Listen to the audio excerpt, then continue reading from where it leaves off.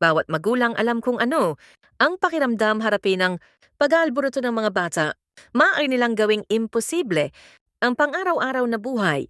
Ang mga magulang na magaling talaga sa pagkontrol sa mga anak na may sumpong, sinusubukan iwasan magparusa, naiintindihan nila ang pag-aalburuto ay isang sign ng nervous system. Nasa paghihinagpis, narito ang 6 na pampakalma na pananalita na powerful pa upang iparamdam sa iyong anak na ligtas siya. At sa bandang huli, nakatutulong mapigilan ang pag-aalburuto. Una ang dapat sabihin, sobra ang nararamdaman mo, nandito lang ako sa tabi mo. Sa halip na, tumigil ka sa pag-iyak. Kapag naramdaman ng mga bata ang suporta mo sa kanilang mabigat na emosyon, madaling maintindihan at matuto, hindi na nila kailangang magpatuloy pa para makuha ang atensyon mo. Pangalawa, may katuturan ang iyong nararamdaman. Sa halip na, walang dahilan para magalit ka tungkol dito.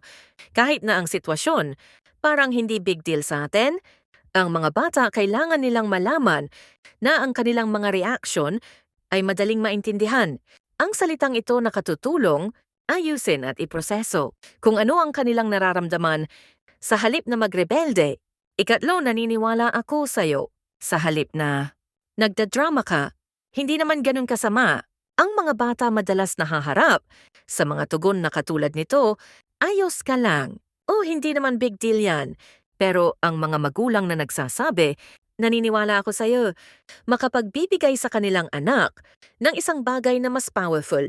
Pagsuporta, mabilis silang kumalma dahil hindi nila kailangang lumaban para maiintindihan.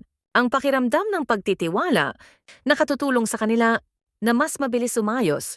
Pang-apat, hindi ako galit sa'yo, nandito ako para tulungan ka sa lahat ng ito. Sa halip na, nakakadismaya.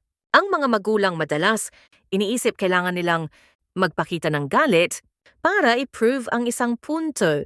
Ngunit sa katotohanan, ang pag-comfort nagde-deactivate ng stress reaction na malayong mas epektibo kaysa sa mga parusa.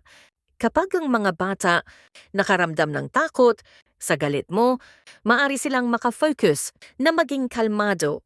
Panglima, okay lang magalit ka. Hindi ko hahayaan sasaktan mo ang sarili mo o kahit sino pa. Sa halip na, anong nangyari sa'yo? Huwag kang manghampas. O kung hindi, ang pananalitang ito ay mga representasyon ng mga hangganan na may habag.